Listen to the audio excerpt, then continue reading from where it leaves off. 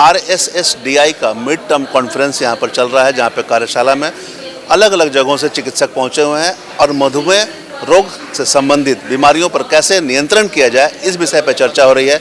क्या कुछ दवाएं लेनी है, किस प्रकार से प्रिकॉशन लेने हैं, इस विषय पर लोगों ने अपने अपने अनुभव साझा किए हैं।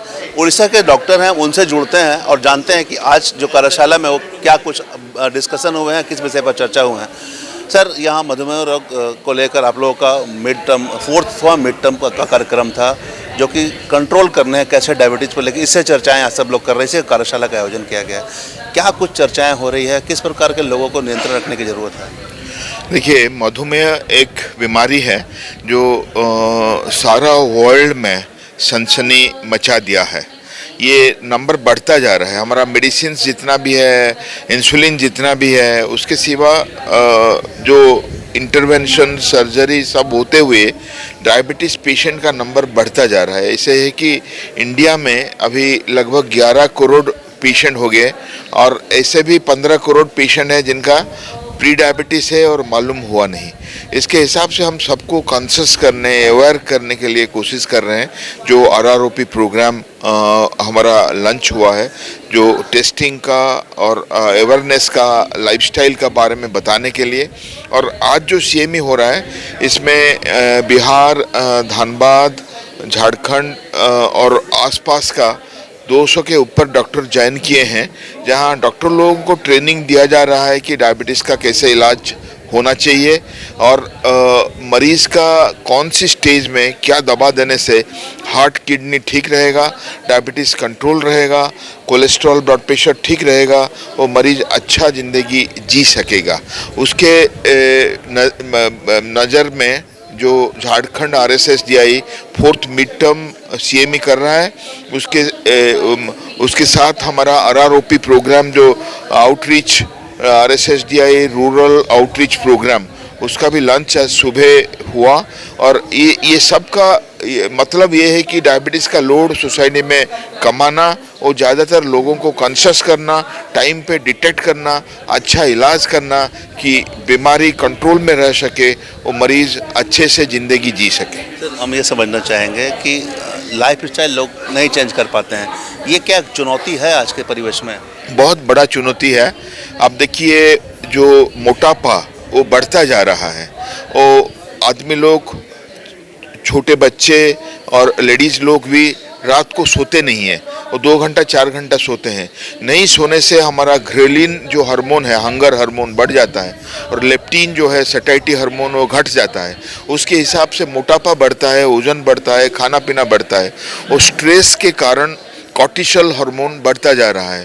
तो लाइफस्टाइल ऐसे हो गया है, एडिक्शन बहुत है, निकोटीन है, अल्कोहल है, स्क्रीन टाइम बहुत है, जो लैपटॉप, मोबाइल, टीवी, उसका इस्तेमाल ज़्यादा हो रहा है, एक्सरसाइज जीरो हो गया है, खाने में फास्ट फूड, ट्रांस फैट बढ़ता जा रहा है। तो सारे लाइफस्टाइल इशू मिलके ये डायबिटीज़ का नंबर बढ़ाते जा रहे हैं। तो ये सबसे बड़ा पैंडेमिक है। हम कोविड का बात करते हैं, कोविड से भी ज़्यादा बड़ा ये सुनामी है, वो पैंडेमिक है, जिनमें होल वर्ल्ड पॉपुलेशन बढ़ता जा रहा है और इंडिया डायबिटीज़ कैपिटल बनना जा रहा है। वो नॉन कम्युनिकेबल डिजीज़ से, जहाँ हार्ट डिजीज़ है, कैंसर है, आजमा है और ब्लड प्रेशर है, कोलेस्ट्रॉल है, मोटापा है, डायबिटीज़ है, इसका नंबर बढ़ता जा रहा है। इसके लिए डॉक्टर लोगों को प्रिपेयर करना इलाज के लिए और मरीज लोगों को कॉन्शियस करना अच्छा लाइफस्टाइल के लिए ज़रूरत है। लेकिन वो होते हुए भी नंबर बढ़ता है, इसलिए नया दवा सब आ रहे हैं वजन घटाने के लिए, डायबिटीज़ कंट्रोल करने के लिए, जिनका हम डिस्कशन कर रहे हैं और ये डॉक्टर लोगों को इंटरेक्शन कर रहे हैं, जो लेके मरीज़ के ऊपर यूज़ करेंगे और हमारा जो डायबिटीज़ कंट्रोल का जो मकसद है उसको सफल करेंगे। सर, आप कहाँ से हैं? मैं कटक से हूँ। मैं SCB मेडिकल कॉलेज कटक का मेडिसिन प्रोफेसर हूँ और उड़ीसा में भी ये हालत बहुत बुरा है, क्योंकि वहाँ चावल लोग ज़्यादा खाते हैं और लोगों का कहना है कि डायबिटीज़ चावल खाने से ही होती है। चावल ज़्यादा खाते हैं, मछली ज़्यादा खाते हैं और चलते हैं कम, एक्सरसाइज करते हैं कम और वो वो बैठ के घर में रहते हैं और जो लाइफस्टाइल जो है वो प्रो डायबिटिक है। जैसा आपने बताया कि आउटरीच कार्यक्रम है, रूरल इलाकों में लोगों को जागरूक करना है, शिविर लगाना है, टेस्ट करना है, तो उड़ीसा में अब तक इसकी पहल हुई है क्या? ये हम 2 गांव में शुरू कर लिए। एक केउंझर डिस्ट्रिक्ट का गांव जहां एक डॉक्टर रिस्पॉन्सिबिलिटी लिए हैं, एक भवानीपटना का गांव जहां एक डॉक्टर रिस्पॉन्सिबिलिटी ले लिए हैं, वो दोनों लोकेट कर दिए।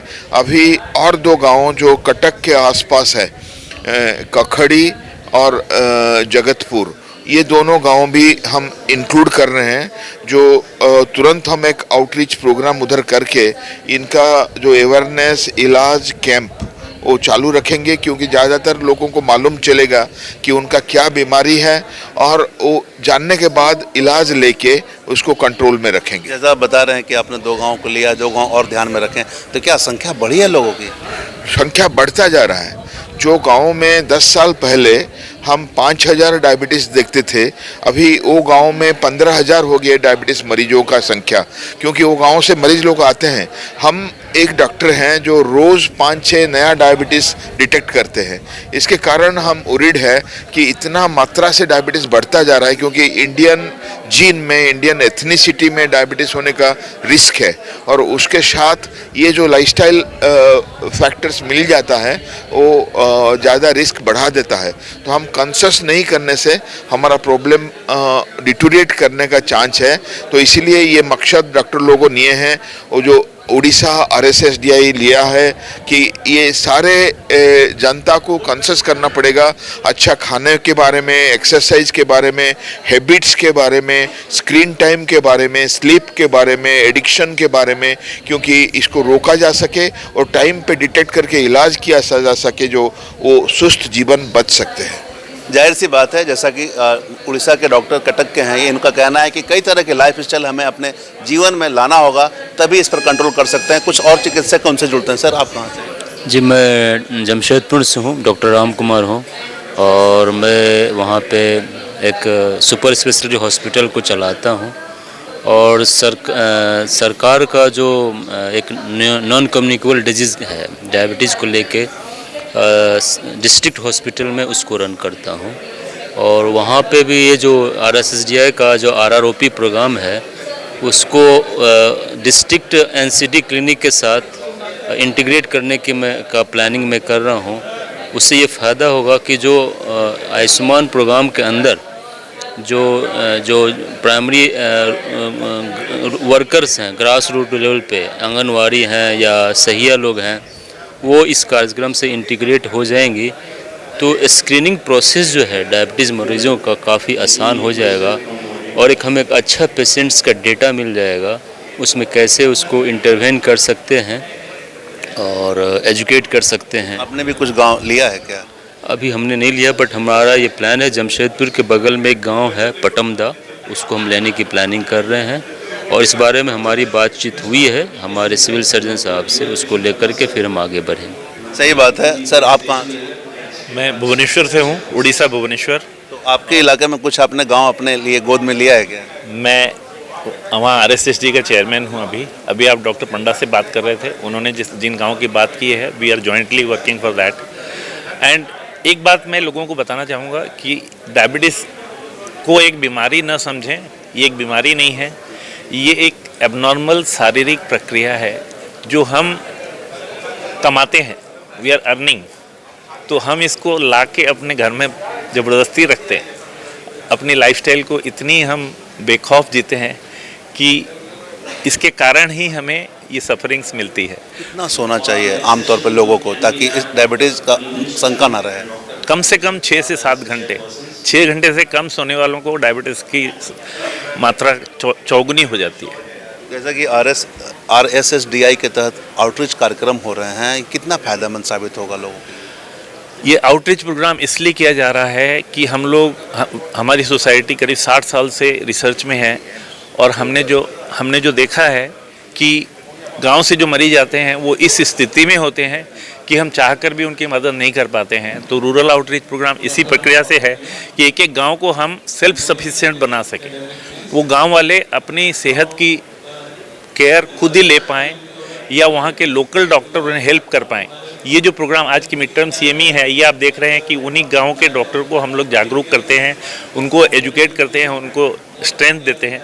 और हम लोग जब गांव अडॉप्ट करते हैं तो उन्हीं के लोकल फिजिशियन को लेके हम लोग वहाँ पे सारा स्क्रीनिंग करके डिटेक्ट करते हैं कि भाई इन्हें ये प्रॉब्लम है, तो वहाँ के जो फिजिशियन हैं फिर उनको रेफ़र करते हैं ताकि वो उन्हीं के पास इलाज करा सकें, हमारे ऊपर डिपेंडेंट ना हो, शहर पे ना आना पड़े उन्हें।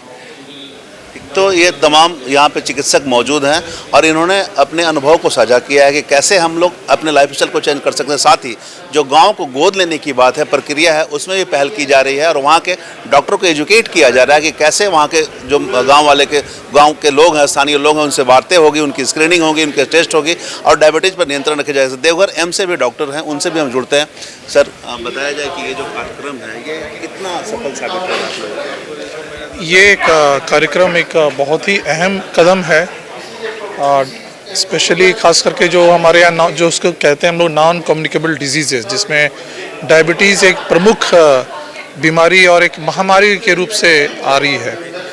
तो ये एक जागरूकता फैलाएगा डायबिटीज़ के लिए। खास करके हम लोग जो है काम कर रहे हैं ट्राइबल्स लोग के बीच में जा कर के उनको स्क्रीनिंग हम लोग करना, और साथ साथ में निरंतर हम लोग जागरूकता खान पीन पर अहमियत भी देना बहुत ही आवश्यक है।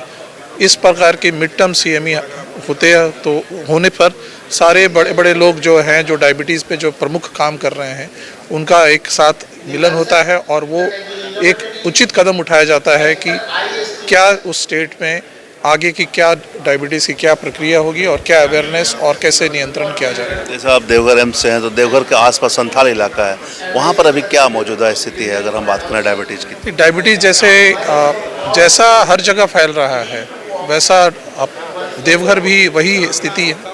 हम बराबर लगातार ही वहाँ पर अवेयरनेस प्रोग्राम अस्पताल में और रूरल एरियाज़ में भी हमारे यहाँ टीम है जो कि हमेशा वो लगी रहती है, और जिनको अब डायबिटीज़ होते हैं स्पेशली ट्राइबल्स को, जैसे मैंने आपको बताया ट्राइबल्स में, तो हम उनको बहुत ही अच्छे एक फ़ोन से टेलीमेडिसिन से हम लोग उनको फॉलोअप करते हैं और ये निरंतर ये हमारा प्रयास है और हम इस पर अग्रसर हैं और जल्दी हम इसमें नियंत्रण पा लेंगे। पूरा तरह आपने भी किसी गांव को गोद में लिया है क्या? नहीं, हमारे यहाँ अलग से एक एम्स के एक अलग तहत एक कम्युनिटी फैमिली मेडिसिन एक ग्रुप होती है, तो हम ऑलरेडी ले चुके हैं उसको, उस पर अभी काम कर रहे हैं। धीरे धीरे हम लोग दायरा उसके लिए बढ़ाएंगे। तो वर्तमान में अगर हम बात करें, चूँकि आप इस तरह के मरीज को भी देखते हैं, क्या कुछ चुनौतियां सामने आती है मरीज के और डॉक्टर के बीच में? क्या दवाएं लोग नहीं ले पाते हैं या फिर रेगुलर मॉनिटरिंग नहीं हो पाती? क्या चुनौतियाँ आ रही हैं?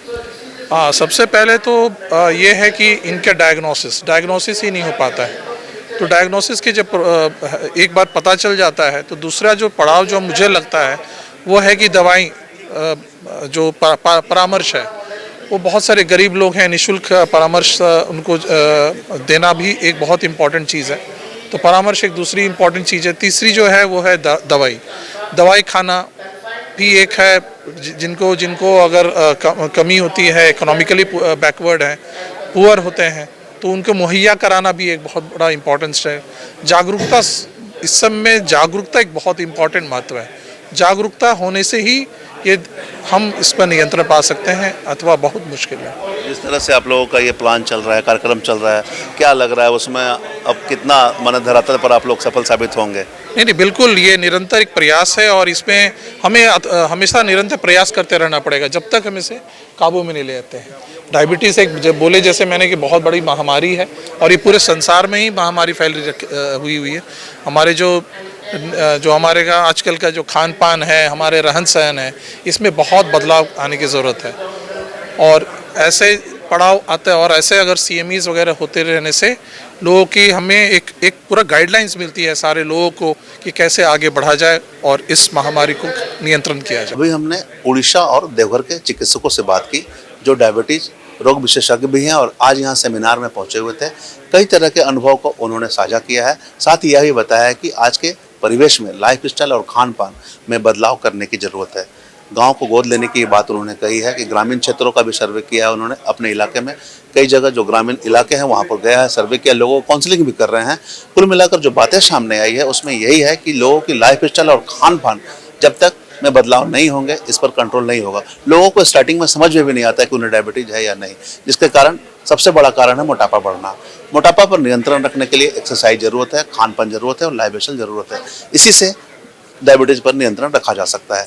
जिस प्रकार के आज सेमिनार का आयोजन किया जा रहा है, यहाँ पर तमाम जगह से डॉक्टर चिकित्सक आए हैं और अपने अनुभव का साझा कर रहे हैं। और मुख्य उद्देश्य यही है कि जो ग्रामीण इलाकों को इस बार लिया जा रहा है, 3 साल का लक्ष्य रखा गया है, 3 साल में 100 ग्रामीण को गोद लेने का प्लानिंग है, जिसके तहत यहाँ सेमिनार में चर्चाएं भी हुई हैं, कई तरह की बातें भी हुई हैं और कुल मिलाकर डायबिटीज पर नियंत्रण करने को लेकर कैसे पहल करना है, इस पर निर्णय लिया गया है।